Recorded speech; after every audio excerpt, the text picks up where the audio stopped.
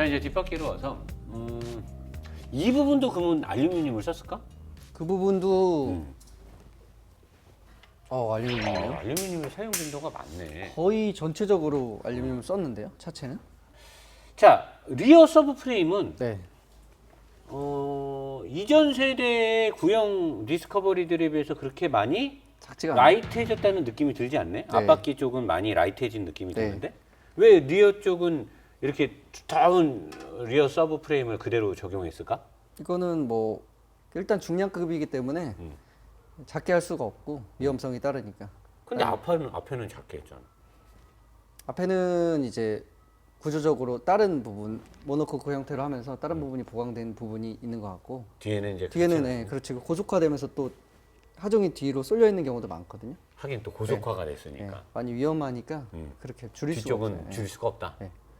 자, 그리고 댐퍼는 되게 튼실하게 잘 돼 있고 네. 에어 스프링. 네. 자, 이 부분이 의심스러워. 네. 알루미늄인데 왜 도색을 했을까? 이거는 스틸이에요. 스틸? 네. 알루미늄 같이 생겼는데? 알루미늄을 가장한 게 스틸이에요. 아, 그래? 네, 스틸이네? 스틸이에요. 아, 그러네? 네. 왜 근데 스틸이면 이것처럼 이렇게 까만색을 띠고 있어야 되는데 네. 왜 이 스틸을 이렇게 회색으로 잘 도색하는 회사가 없는데? 네. 이게 그래도 고가의 차량이기 때문에 어, 그 미관적으로 심미적으로 봤을 때 어. 여기가 녹슬기 쉬운 부분이거든요. 아무리 도색을 해서 나와도 아, 녹슬어 있으면 좀 그러니까 아마 한 것 같아요. 전혀 다른 이유가 없어요. 아무리 찾아봐도. 그래? 네. 근데 여기를 스틸을 쓰게 되면 네. 승차감에 있어서 좀 불리할 텐데.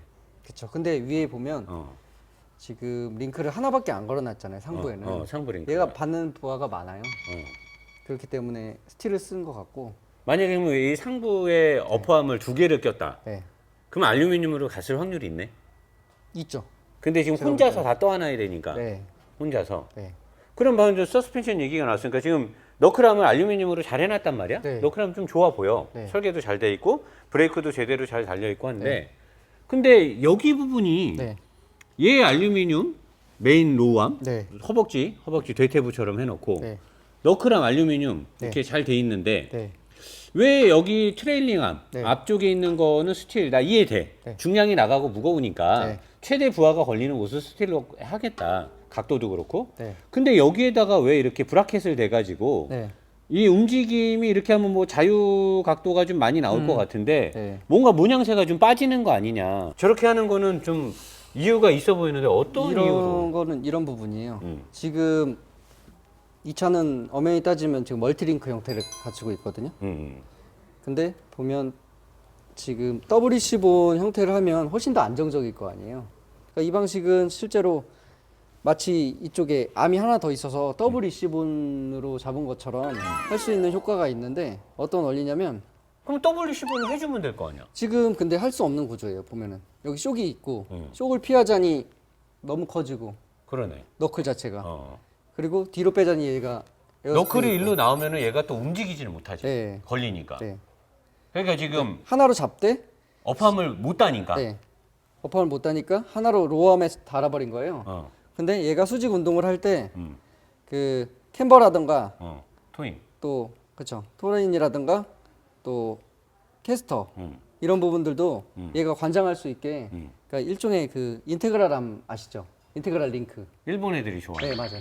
일본 애들이 많이 쓰던 거. 기술 들어간 거네. 네 그러니까 여기 하나 암이 있고 마치 밑에가 있는 것처럼. 그러니까 네. 하나의 암으로 두 개의 암을 묶은 것 같은 이런 인테그랄 기술을 들어간 거네. 그쵸. 그리고 전체적으로 이렇게 누워 있잖아요. 그러니까 중간에다가 배치를 한 거예요 로암도. 아. 상부도 아니고 하부도 아니고.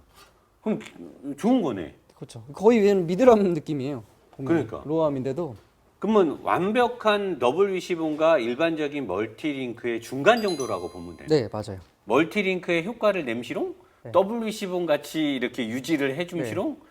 근데 어쨌든 좋은 거네. 네 그렇죠. 그리고 쇼기 앞에 지금 배치돼 있잖아요. 감쇄력이 커 보이는 굉장히 높은 감쇄력을 받아들일 수 있는 쇼기 있잖아요.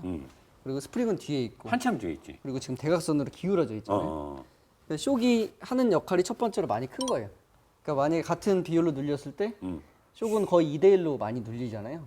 지렛대 원리라고 생각하면 얘는 훨씬 더 많은 많이 힘을 나죠. 갖고 있어야 되는 예, 거잖아. 그러니까 이거는 뭐냐면 뒤쪽에 서브프레임도 굵고 음. 그다음에 고속화되는 도시명 SUV의 컨셉이잖아요. 어. 그런데 만약에 쇽이 반대 배치가 돼 있다 그러면 쇽의 역할이 작아지잖아요. 그럼 더 스프링 역할이 말랑말랑하겠지, 작아. 그럼 튀기는 현상들이 그렇지. 많아지잖아요. 어. 그러니까 이건 고속화된 그런 거에 좀 그러니까 쇽을 앞에다 두느냐, 스프링을 앞에다 두느냐에 따라서 제조사가 차를 어떻게 세팅하는지를 알 수가 있는 네. 거네. 근데 앞쪽이랑 어. 뒤쪽도 비슷한 세팅을 했다는 게 그래도 의도적으로 잘 세팅되지 않았나 이 차는 그런 생각은 든다는 거예요. 그러니까 전체적인 서스펜션이나 어떤 지오메트리의 특성에 있어서 앞이랑 뒤가 엔진만큼 그렇게 허벌나게 엉성하게 하진 않았다는 거네. 네, 그렇죠. 엔진 쪽이 어떻게 보면 가장 취약하지 얘네는. 그런 부분이죠. 변화가 크게 없고, 엔진은 계속 울거먹고. 네, 그런 레이아웃을 조금만 변경하면 되는 건데도 어. 그런 의지가 없었으니까 그러니까 엔진 개발을 하기 싫었던 거야. 그런 것 같아요. 뭐 내가 보니까 타타에서 엔진 개발비는 승인이 안 나. 뼈다구나 이런 거에 있어서는 해야지. 결제해줄게 해야지. 그쵸. 그래서 이런 거는 잘한 거잖아. 어떻게 보면 이런 거예요. 운이 좋은 거죠, 랜드로버가. 아. 왜냐하면 이번에 모든 제조사들이 SUV 중량급들을 프레임에서 모노코크로 다 바꾸는 추세다. 아무리 전통 있는 뭐 지바겐 이런 것들도 지금 모노코크로 하잖아요. 어. 우리도 해야 된다. 그러니까 하는 거에 있어서 서스펜션 설계는 필수적이거든요. 그렇지. 제 설계는. 어. 그때 이제 얻어간 거죠, 어떻게 보면. 근데 나머지 엔진 쪽은 있는 거 어떻게든 쓰라 이렇게 가겠죠. 위에서는. 적절하네. 캘리퍼도 이 전에 4세대나 3세대에 비해서 월등히 커졌어. 네.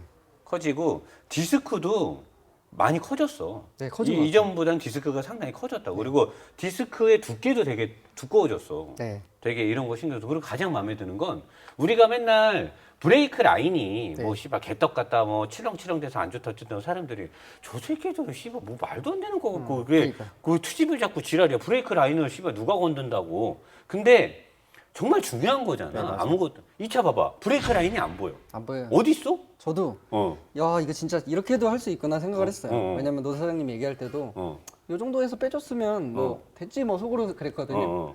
근데 얘를 보니까 어. 그런 답안들이 있네요. 보면은 이쪽이 브레이크 라인이에요. 어. 보면 안쪽으로 들어갔죠. 그치. 이쪽은 지금 플렉서블하게 움직일 수 있게. 예, 이제 고무 재질로 한 거예요. 어. 그리고 이쪽은 다시 관 재질. 저기 쇠파이프가 들어갔네. 네. 그리고 근데 여기- 쇠파이프가 아예 여기서 고정이 됐네. 네, 그 상부 어퍼함에 여기 모듈하고 같이 연결이 됐네. 고정이 됐고, 어. 그다음에 여기 다시 플렉서블하게 움직이게. 그러면 이 차는 오지 같은 데 다니고 하면 막 나무가 치고 뭐 하고 하니까 네. 그러니까 브레이크 파손되면 큰일 나는 거 아니야. 내리막길에서 브레이크 안 되면 그냥 그 절벽에서 그냥 내리꼽는 거 아니야. 그러니까 싹 돌려서 서스펜션에 완벽하게 브레이크 라인을 숨겨버린 거네. 네. 그 어떤 상황에서도 브레이크 호스에 문제가 되지 네, 않게. 그러네요, 맞아요. 사실 이렇게 하면 제조 단가가 엄청 올라가지. 그렇죠. 여기서 보면 브라켓 2개 더 들어가지. 어. 라인도 길어지죠. 어. 또 조립 공정이 필요하지 이러니까 뭐 원가 2~3배 들겠죠, 최소. 원래대로면은 일반 제조사는 여기서부터 호스로 그냥 여기다 꽂아버리면 되는데. 네, 이렇게. 아니면 여기까지 끌어와가지고 어. 여기서 내렸을 거예요, 그냥 이렇게. 그렇지. 보통 그러잖아요. 그렇지. 그리고 뭐 달 수 있으니까 어. 여기다가 와이어 감아놓고 그러는데. 그러니까 이런 걸 봤을 때 박 사장이나 내가 말하는 게 개소리는 아니었다. 개소리 아니에요. 저도 오늘 느꼈어요. 우리가 개소리 한 게 아니다. 왜 굳이 뭐 이 정도면 괜찮은데 그런데 노 사장님이 항상 좀 멀면은 뭐라 그랬잖아요. 어. 이번 봤는데 어. 이번에 확실히 이런 걸 보니까 이런 방법도 있구나 생각이 드네요. 또 중요한 건 돈이야. 그런 것 같아요. 이렇게 가면서 이제 돈에 대한 제조 단가가 네. 상승하는 거니까. 자, 그리고 근데 얘는 전방하고 똑같은 두께의 스테빌라이저가 들어가네, 이거. 네. 원래는 보통 차들이 전후방의 두께가 좀 다르잖아. 네, 보통 전방이 저 정도 되면 뒤에는 한 3분의 2 정도 굵기나 50% 정도를 쓰는데 전방하고 거의 똑같은 게 들어갔네. 중량이 워낙 세서 그런가 봐. 좀 고속형으로 만약에 봤을 때는 음. 좀 굵은 게 맞는 것 같고. 그렇게 이렇게 되면 휠터브레인 불리하지. 네, 그렇죠. 불리할 것 같아요. 이렇게 하면. 음. 왜냐면 한쪽이 들릴 때 같이 음.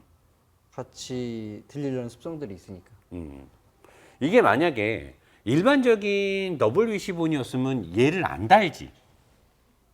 네, 걔가 얘가 없고 없어요. 얘가 여기에 꽂혀야 되는 거지. 네, 네. 얘가 여기에 꽂혀야 되는데 얘가 일반적인 W25이 아니니까 네. 얘를 가장 힘을 많이 받을 수 있는 스틸을 쓰고 얘를 중간에다 꽂아버린 거잖아. 얘는 거의 미드람 개념이 되는 미드람 개념. 뒤에서는 로우암 로우암이 개념인데 네, 맞아요. 앞쪽에서는 미드람 개념이 네. 되는 거고. 이거 참 설계 누가 했는지 잘했어. 요건 잘했어요. 그러니까 거의 최신식의 설계를 한 거잖아요. 이게 뭔가 좀 그리고 보면 볼수록 뒷바퀴 쪽에 얘네가 굉장히 비중이 높아. 왜냐면 네. 이 할때 링크도 굉장히 튼튼하게 박아놨어. 네. 이 로우암 쪽의 바닥 쪽하고 여기 스테빌라이저에 박히는 할때 링크도 우리가 좋아하는 옆으로 수직으로 네. 박는. 네. 그래서 이런 거를 보면 아 얘네가 뒷바퀴 서스펜션의 역할 수행이 굉장히 큰 차구나. 네, 그런 것 같아요. 그냥 뒤에는 거들어질 뿐 따라만 오겠다라는 게 그런 아니고 건 아닌 것 같아요. 뭔가 뒤가 굉장히 네. 설계가 잘 돼 있다라는 느낌이 들어. 요 구조가 얼핏 보면 내가 옛날에 제규어 했을 때 XF나 XJ도 이런 구조를 띠더라고. 그러니까 얘네가 이거를 개발할 때 같이 쓸 목적으로 개발한 것 같아. 그럴 수도 있을 것 같아요. 그렇죠? 아무튼 좋네. 네, 괜찮은 것 잘해놨어. 같아요. 바닥으로 기어 들어가도록 하겠습니다. 네. 자 이제 하체에 와서요. 아 하체에 오니까 정말 또 할 얘기가 많아지고 기분이 좋은데 할 얘기가 많다는 거예요. 일단은 서브 프레임은 많이 압축되고 간결하게 소형화된 것처럼 돼 있는데 네. 여기서부터 쭉 해서 메인으로 한번 잡고 우물정자 네. 다시 앞까지 네. 끝까지 나와 있고 여기까지 여기 뭐 견인할 때나 뭐 할 수 있을 때 하게끔 크게 잘 만들어져 있고 여기도 돼 있어요. 여기까지. 가장 힘이 많이 받는 부위는 파이프 형태. 네. 그 다음에 위에 메인 프레임하고 연결돼 있고 저 안으로 네. 메인 프레임하고 네. 지지대에 딱 연결되고 이거 잘했어. 네. 근데 과거보다 얇아진 건 사실이야. 얇아진 건 사실. 과거에는 이건 2배 정도 됐는데 네. 그리고 희한하게 진동 댐퍼들이 여기저기 막 덕지덕지 달려 있어. 진동을 죽이려고 했던 노력들이 혁혁하게 보이고 있는 거지. 네. 그리고 아까 이제 내가 위에 뭐 아나콘다 소굴이냐 뭐냐 복잡한 게 있다. 네. 위에서는 안 보이는 희한한 장치야. 보통 우리가 차 리뷰할 때 이런 장치가 이렇게 달려 있진 않는데 관들이 많고 바이패스 액추에이터 밸브가 있어. 네. 이게 뭡니까 이거? 요게 아까 말한 그 시퀀셜 터보의 음. 동작에 있어서 음. 그 중점적인 역할을 하는 핵심인데요. 시퀀셜 터보는 터보인데 여기랑 뭔 상관이야? 보면은 이쪽은 메인 터보 라인에서 들어오는 과급압을 담당하고 메인 터보라면 아까 VT가 VG 달려 터빈. 있다는 큰 터빈. 네, 운전석 쪽에 있는 터빈이고요. 어. 이쪽은 보조 터빈. 아까 이쪽에 조수석 쪽에 있는 작은 터빈. 네, 작은 터빈. 자, 그럼 먼저 여기에 달려 있는 게 여러분 터보예요. 근데 이 터보가 모닝 터보에 들어가는 것보다도 약 작아 보여요. 엄청나게 작은 터보가 있고 터보 주위에 웨스트게이트와 액추에이터 같이 생긴 거 하나가 터빈으로 들어가는 공기의 배압의 라인을 조절해주는 밸브 같은 게 하나 있고 그 외에는 어떤 기술도 없는 작은 터보가 조수석 쪽 3기통에 달려 있고요. 네. 운전석 쪽은 제가 보면 여기서 여러분 보입니까? 요 터보인데요. 아, 보이실 거예요. 은색, 동색으로 되어 있는 거 엄청나게 크고요. 시아나 파이프들이 연결되어 있는 거 보니까 그 VTG 이런 거에 관련돼서 베인 컨트롤 하려는 그런 쉽게 말하면 박 사장이 말하는 메인 터보가 용량이 이만하면 네. 지금 이쪽에 달려있는 도움만 주는 어시스트 터보는 요만해. 네. 거의 지금 육안상으로 봤을 때는 3배 정도 차이가 나요. 완전히 요만한 터보하고 이만한 터보가 달려있어요. 자, 그렇게 해서 이제 박 사장 설명을 해주시죠. 네. 그러면 터빈은 배기가스가 나오면 계속해서 돌 수밖에 없어요. 뭐 터빈을 잡을 수는 없으니까. 그럼 돌면은 계속 과급이 형성되겠죠? 합류되면은 저쪽 쿨러 라인 쪽으로 이제 들어가요. 쿨러로. 근데 얘가 보면은 이쪽에서 저 RPM에서는 바이패스를 시켜요. 그냥 통과. 쿨링으로 안 보내고. 안 보내고. 어. 그러니까 실제적으로 엔진에 안 보내고 어. 바로 바이패스를 시켜요. 버려? 네, 버려요. 어. 보면은 버린 걸 어떻게 알 수 있냐면 액추에이터가 열리면서 다시 메인 터빈의 흡기 라인 앞쪽으로 보내져요. 라인이. 아, 그러면 걔는 첫 번째 그 에어필터 쪽에 있는 그 인테이크 관으로 가는 거네? 네, 맞아요. 그럼 저기를 어시스트 해주는 거네? 그냥 바깥에서 바람이 더 많이 네, 들어올게? 송풍하는 거를 어. 계속 도와주는 역할을 하고 있고요. 굉장히 독특한 시스템이다. 네, 그렇게 하고 있다가 이제 설정치 2800 RPM이라 그래요. 그거 왜 2800rpm이라고 자꾸 강조하는 거야? 그 2800 RPM은 이제 VGT가 거의 이제 메인 터빈이 맥스로 낼 수 있는 아, 일반 디젤이 3,000부터 죽으니까 네, 토크가. 그렇죠. 3,500, 뭐 길어야 4,000도 안 되잖아요. 보통 3,000부터 죽지. 네. 3,000부터 그러니까- 플랫 가다 3,500이면 네. 아웃이잖아. 이쪽은 2,800에서 끄는 것 같아요. 이 제조사는. 그러니까 이제 디젤 엔진 특성의 토크가 끝날라는 시점, 시작되는 시점. 네. 그래서 자꾸 2,800을 강조하는구나. 네, 맞아요. 그럼 2,800 RPM부터 어떻게 되는데? 2,800 RPM부터 여기 바이패스 시키는 걸 닫아버리면 같이 압력이 형성될 거 아니에요. 그러면 그러면 걔 것도 터빈을 살려. 그때는 걔가 터빈이 이제 앞도 생기는 거 아니야. 그죠. 본격적으로 그쪽으로 네. 여기서 이제 액추에이터 밸브가 터빈을 작동하게 만들어 주니까. 네, 네, 네. 그러면 그때부터는 2,800부터는 부스트압이 엄청 세지네 얘도. 네. 그 스프럽이 된 거를 이제 그러면 같이 해서 인터쿨러로 보내는 거야. 네. 그러면 과급 압력이 더 세지고 더 많은 양을 보낼 수 있죠. 그래서 더 시원하게 한 거를 네. 흡기 인테리어로 보내겠다. 왜 그렇게 복잡하고 이런 복잡한 장치를 앞에다 다냐 이거지. 두 가지 이유가 있는데 어. 첫 번째 이제 성능 향상적인 목적에서 봤을 때는 음. 큰 터빈을 먼저 넣으면 아무리 거기에 트윈 스크롤이 있건 전자식으로 제어를 하든 해도 작은 영역에서는 얘가 빨리 돌 수가 없어요. 아무리 허당 치는 네, 거지. 그렇죠. 허당치고. 그러니까 저 RPM에서는 토크가 많이 죽잖아요. 터보래. 그러면 연비도 떨어지고 토크도 적어지고 이러니까 각각 최대한 살릴 수 있는 특성치 중에 가장 큰 터빈을 넣은 거예요 이쪽에. 그리고 나서 얘가 그 훅발에서는 죽어버리니까 3,000 RPM 이상에서는 죽으니까 그걸 보조할 수 있게 그 작은 터빈을 한 건데 또 하나의 측면으로 봤을 땐 이런 거죠. 싱글 터빈으로 구성되어 있는 이 엔진 자체에서 가장 저렴한 비용으로 이제 출력을 올릴 수 있는 방법이 어떤 게 있을까 했을 때 여러 부가 장치가 필요 없는 터빈을 하나 추가해서 그거 하는 제어하는 하나 그 제어 모듈만 달아놓고 그 엔진 힘을 올리자. 그러면 가장 적은 비용으로 이제 좋은 효과를 낼 수 있잖아요. 그러면 반대로 지금 박 사장이 설명을 너무 잘했죠. 근데 반대로 두 번째 아니라고 하면 네. 사실은 이쪽도 VTG 터보를 넣어야 되는 거잖아. 네, 그럼 이쪽에 이제 VTG 터보를 넣게 되면 이런 촉매가 네. 이쪽도 달려야 되잖아. 그쵸. 그리고 이쪽에 배기관을 다 새로 짜야 되고 네. 터빈에 관련된 게 비싸잖아 사실. 이거에 비하면 몇 배 비쌀 거 아니야. 몇 배 비싸죠. 그치 여기다 촉매도 촉매 달아야 하나만 되는데. 달면은 5, 60만 원인데. 아니 200만 원이 넘어. 아 200만 원이야? 넘어요. 예. 그러면은 네. 여기에다가 그 저기 VTG의 스케줄에 관련된 터빈과 촉매를 다루고 배기관을 양쪽으로 Y자로 짜게 되면 네. 이거에 거의 한 5-10배 드는 거네? 그쵸. 5배에서 10배가 들고 어. 가장 많이 드는 부분은 그거예요. 실제로 그렇게 개발을 해놔도 하드웨어적으로 그게 양산될 때까지는 로드 테스트도 있어야 되고 문제 없어야 되고 배기가스 규제 맞춰야 되고 여러 가지가 있잖아요. 그냥 말을 왜 이렇게 복잡하게 해? 그냥 싼 마이로 했다고 하면 되잖아. 뭐 이렇게 복잡하게 오늘 왜 이래? 제조사 입장에서는 가장 저렴하고 어. 가장 효과가 있는 방법을 그러니까 선택하는 거예요. 가장 구닥다리 엔진에 네. 신 엔진 같은 효과를 낼 수 있는 꾀를 쓴 거 아니야. 네, 지금 그쵸. 잡기술 들어간 거 아니야. 네. 사실은 이렇게 짜야 되는 게 정상인데 그렇죠. 원래대로는 그지? 네. 근데 어떻게 보면 대단해. 대단해요. 어떻게 보면 네. 어떻게 저 조그만 터빈을 넣어가지고 이런 잡기술을 써서 이렇게 했을까? 네. 이거 한 새끼 내가 봤을 때 성과금 엄청 받았을 거야. 그럴 수 우리 있죠. 지금까지 리뷰하면서 이거 달려있는 차 없었잖아. 그렇죠. 이렇게 따로 달려 있진 않고 어. 뭐 벤츠나 이런 것들은 터빈 근처에서 터빈 근처에서 다 결합이 돼 어차피 있으니까. 같이 터빈이 도니까. 네.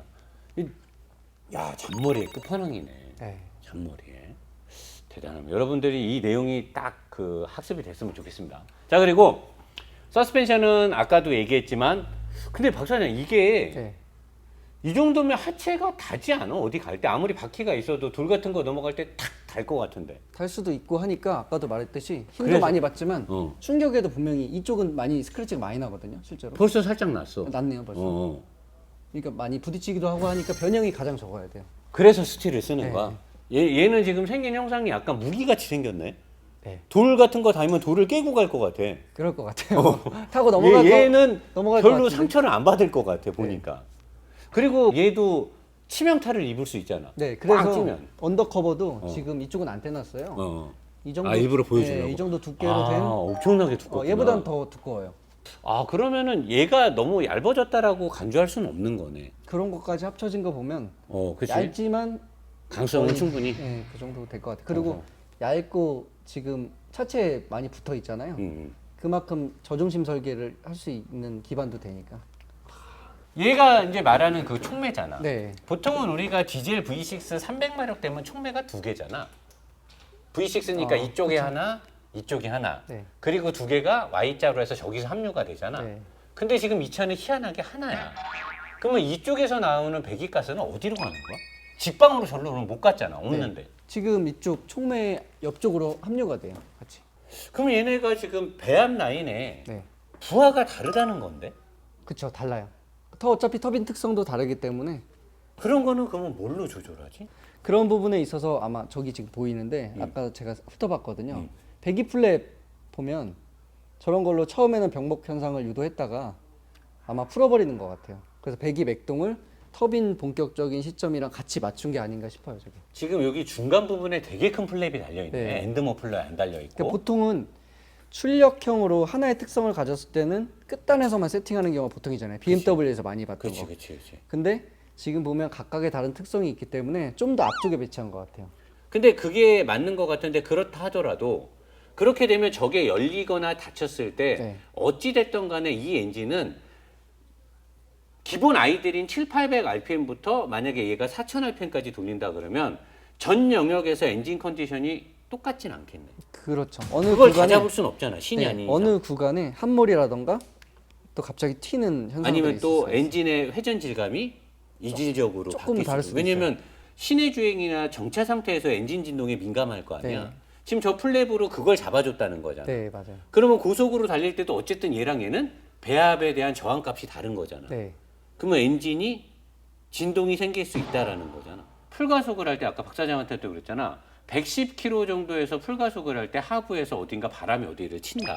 그랬더니 박 사장이 이 부분에 공기가 들어가서 네. 이 부분에서 공기에 의한 저항값으로 그런 거를 느낄 수 있다. 또는 토크가 세니까 미션에서 그러는 거 아니냐.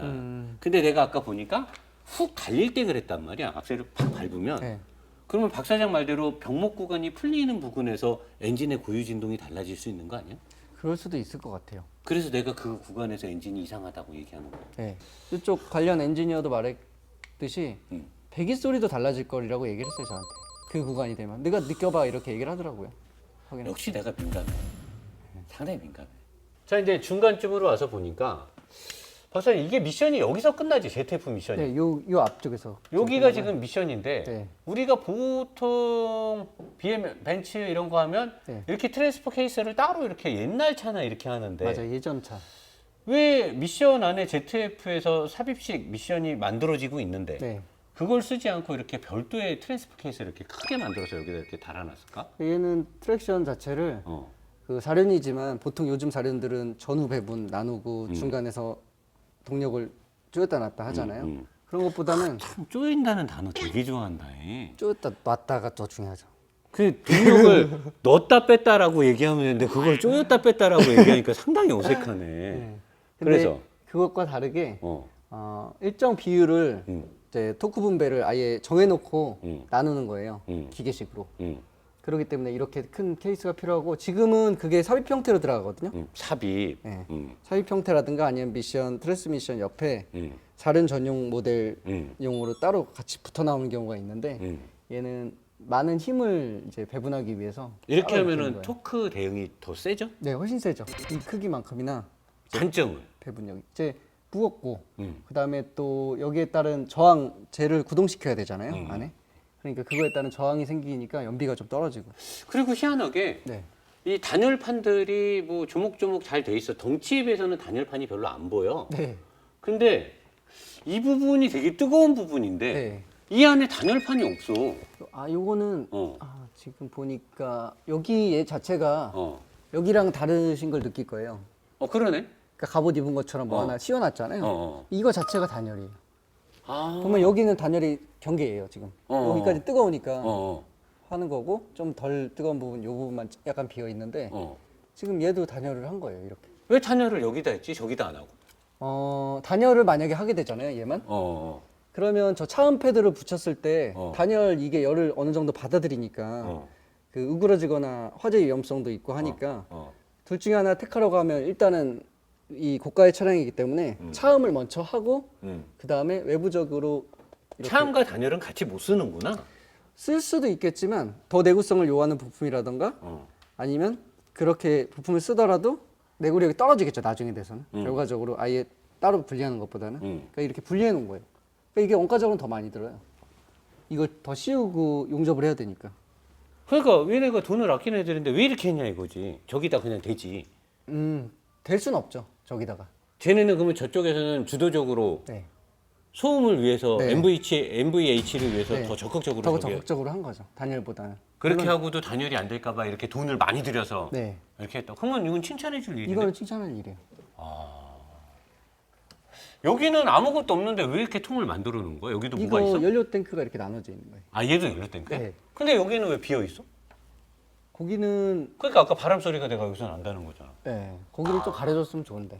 아 뭐 이유는 없고? 네, 이유는 없어요. 아 이유는 없고 그냥 비어 있는 거야? 여기까지 봤을 때는 상당히 성의 있게 잘 만들었네. 네. 그래도 억소리 나는 차답게 만들긴 한 것 같아요. 여기까지는. 그러니까 막 그 사고파기 사 그냥 SUV라고 막 덜렁덜렁 네, 그런 건 아니에요. 그냥 한 게 아니라 꽤 정성스럽게 다듬은 흔적이 보이네. 네. 자 이제 뒤로 와서 여기에 벨이 되게 비싼 게 달려 있네. 보통은 이렇게 디프 케이스에 꽂히는 마지막에 이 유니버설 조인트 끝이 이렇게 비싼 재질을 잘 안 쓰는데 얘는 굉장히 비싼 재질로 보이는데. 아, 얘가 보니까 어. 겉에 그 진동 밸런서 기능이 있는 고무를 쓴 거고 어. 특이하게 보통은 이 중간에 플렉서블로 돼 있는 러버 재질로 돼 있는 걸로 연결하거든요. 동력 그 충격 때문에. 근데 얘는 그냥 바로 연결했네요, 직결로. 그 희한하지. 네. 일반적인 재질이 아니지. 네. 그리고 대신에 진동 그 떨림은 흡수하려고 흡수체를 넣긴 했어요. 그거 봐, 뭔가 이렇게 달라 보여. 네, 좀 더 직관적으로 동력을 전달하려는 것 같아요, 이거. 이거는 뭐야? 왜 이거는 센서를 여기다? 정말 특이한데 어. 유닛이 뭔가 들어가 있을 것 같잖아요. 전기회로 나오고 어.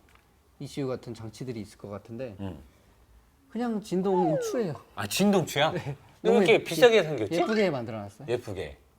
그리고 이 배기의 어떤 떨림이나 진공을 잡기 위해서 이렇게 진동추를 달았잖아. 네. 왜 여기 안 다르고 얘는 여기에 달았을까? 얘는 여기 달고. 다행히 그게- 다른데. 그게 뭐냐면 똑같은 데 가면 똑같이 또 진동을 해요. 아, 똑같이 잡으니까? 예. 그러니까 이쪽하고 이쪽 하면 웨이브 되면서 그 파형이 낮아질 거 아니에요. 굵었던 파형은. 그러니까 웨이브 되는 포인트, 파형의 포인트를 잡는 거예요. 그러니까 같은 포인트면 처음에 그냥 안 달았을 때는 막 산발로 떨릴 거 아니에요. 근데 달았을 때 한쪽이 펄스가 낮아지잖아요. 진동 펄스. 근데 같은 데 달면 또 그 펄스끼리 겹치면서 또 더 진동이 증폭이 생기니까. 되니까 이렇게 달아놓은 거예요. 아, 머리 좋네. 머리 좋아. 이건 데이터가 있으니까 이렇게 해놓은 거예요. 자, 그리고 리어 서스펜션에 와서는 가이모 너무 잘 돼 있어서 네. 말하기가 좀 그래. 너무 튼튼하게 잘 돼 있어서 네. 여기에 꽂히는 것도 일반 차랑 달라. 아, 그러게요. 그렇지. 일반 차는 여기에 개벽 따고 유니버셜 조인트가 들어가고 네. 유니버셜 조인트를 감싸는 다른 그 고무 재질이 덮어지는데 얘는 지금 이 안에 유니버셜 조인트가 없어 보이는데? 왜 그런 건지 알 것 같아요. 왜? 보면은 저 안에는 볼 형태로 돼 있고 열십자로 돼 있거나 아니면 일자로 된 볼 위에 이런 형태로 돼 있거나 아니면 열십자로 된 그 유니버셜이지만 그 뭐야 동력 샤프트가 손실이 없는 어. 네. 그러니까 프로펠러형 링 두 개의 형태가 아니라 어. 하나 형태인 게 들어간 것 더 같아요. 그는 구조가 간단하고 힘을 더 세게 받겠네. 네, 그리고 더 유격도 없고 고장날 확률도 적을 것 같아요. 그 힘도 더 세게 줄 수 있고. 네. 요거는 얘네 특허 걸었을 것 같아. 우리 다른 제조사가 이렇게 하는 거 못 봤잖아. 네, 아마 열십자 형태로 어. 이걸 링 형태 두 개 묶은 게 아니라 열십자 형태로 돼 있는 게 있을 것 같아요. 이런 부분도 랜드로버가? 이제 그런 거죠. 아 이제요. 새로운 이제 엔진 빼고 엔진 엔진. 파워트레인 빼고 파워트레인 빼고. 뭐 물론 ZF 미션도 옛날 거지. ZF 아 그러니까 옛날 이거 거. 빼고. 빼고 이제 셔시를 새로 설계하다 보니까 얻어 걸리는 것들이죠 이런 게. 아 얻어 새로 이제 다 새로 해야 되잖아 다. 그러니까 원래대로 했으면 네. 안 하는데. 다른 제조사들도 새로 개성하다, 그러니까 좀씩 개성하다 보면 아무리 새로운 차라 그래도 옛날 게 남아 있는데 얘는 그래도 그나마 더 현대적인 게 더 많은 것 같아요. 자 지금 이 차는 네. 옵션이 상위 옵션이라 차값이 1억 1,900이래. 네. 일반적인 거는 1억 초반 정도 하나 봐? 뭐 네. 1억 내외. 자, 박 사장이 봤을 때 오늘 먼저 시스템적인 부분이나 뭐 네. 하드웨어적인 부분을 봤을 때는 어떻게 보여? 전 또 이제 억소리 나는 차 밑에 앉아 있다고 생각이 들어요. 보면은. 아, 네. 아주 짜임새 있고 어.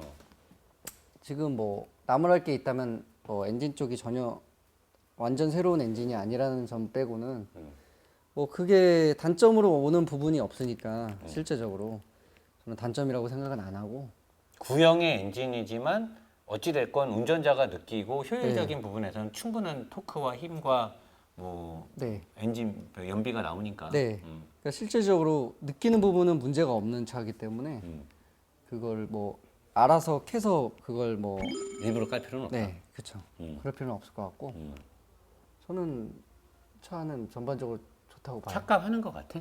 네, 착각하는 것 같아요. 저는 가격 지금 1억 2천 정도라고 처음 들었는데 그건 옵션이 많아서. 네, 옵션이 적으면 1억 뭐 4천까지도 저는 생각을 했거든요. 만약 이 정도면 아, 그 정도야. 네, 저는 괜찮은 것 같아요. 얘네 그럼 잘 만든 거네. 박 사장이 그렇게 평가할 네, 정도면. 그리고 저는 프레임 바디보다는 모노코크를 좋아하거든요. 나도 그래. 프레임 바디 너무 피곤해서. 피곤해서. 네. 그럼 우리가 엔진룸 열고 처음에 막 죽자고 깠다가 마지막에 사람들이 적응하기 힘들겠는데 오늘? 이번 영상은 되게 애매한데. 근데 막 까서 죽여버릴 것 같더니. 엔진룸은 아이고. 엔진 쪽이 이제 주요한 부분이니까 이제 깔 수밖에 없는 부분이 있었던 거고 나머지를 밑에 와도 좀 헐레헐레한 게 있지 않을까 싶었는데 괜찮아. 네, 저는 괜찮은데. 내가 보기엔. 노사장님은 어떠세요? 나도 놀랬지. 근데 제규어도 그렇고 랜드로버도 그렇고 정말 좋은 차 개발 잘하고 뭐 잘 해갔으면 좋겠는데 제일 중요한 건 우리나라에서 서비스 확충인데 이게 보니까 제조사의 의도가 아니야. 네. 왜냐면 자기네들의 예측과 다르게 차가 너무 많이 팔린 거야. 맞아요. 신차가 나오면서 인기가 좋아서. 근데 차가 이렇게 한꺼번에 많이 팔릴지 몰랐던 거야. 네. 근데 차가 많이 팔리면 뭐가 제일 먼저 나오냐? 서비스거든. 네. 그 모든 사람들이 다시 서비스를 받으러 오는데 얘네가 서비스 센터를 그만큼 못 지은 거야. 네. 그럼 사람들 왜 서비스 센터 지어? 한두 푼 들어? 그러니까. 이 비싼 땅에 서울에다가 한두 푼이 안 드니까 이걸 보충을 못 해. 근데 문제는 뭐냐? 얘네가 시동 꺼진 문제가 많았어요. 네. 디젤 엔진이. 네. 그게 내가 봤을 때 파워트레인이 약해, 얘네가 네. 지금.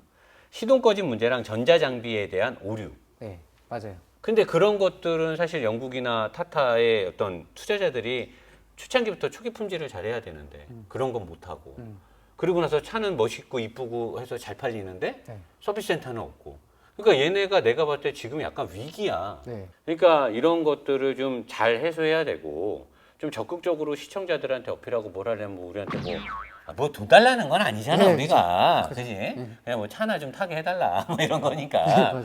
그리고 우리가 뭐 이렇게 한다고 돈을 받진 않으니까 적극적으로 소비자들이나 시청자들한테 그런 그 오해에 살만한 것들에 대해서 적극적인 해명을 하고 네. 입장 표명을 하고 소비자들이 불편하지 않게. 서비스 센터를 자체적으로 확충하려면은 시장이 더 열리고 또 그 열리는 기간 동안 또 불만이 쌓이고 할 수도 있거든요. 그러니까 뭐 제가 그런 얘기하기는 좀 그렇지만 그 기술이 있고 규모가 되고 하는 업체들의 그 왜 줘? 라이센스를 주는 것도 나쁘지 그러니까 않아요. 이게 이제 박사님 말을 돌려서 그런 자기가 하겠다. 아니 저는 자기한테 여기 제규어 랜드로버 AS를 달아달라. 그런 말을 이렇게 빙빙 돌려서 해. 내가 뭐 할 줄 아니까. 저는 뭐 좋아하진 달아달라. 않아요. 제기어 랜드로버를 좋아하진 않아요. 없잖아요. 없네. 너 제규어 랜드로버 무시하는 거야? 나는 없나? 푸주는 있는데 왜 제규어 랜드로버가 없지? 하나 달아야겠는데. 아무튼 박 사장이 제규어 랜드로버 공식 지정 AS 센터를 하고 싶다는 본인의 입장을 밝혔습니다. 자 오늘 주옥 같은 설명 오늘도 역시나 박 사장. 역시나 박 사장 오늘 수고하셨습니다. 네, 고생하셨습니다. 둘, 셋! 프랑스에 하겠습니다. 감사합니다. 아 오늘 내용 좋다. 좋았어.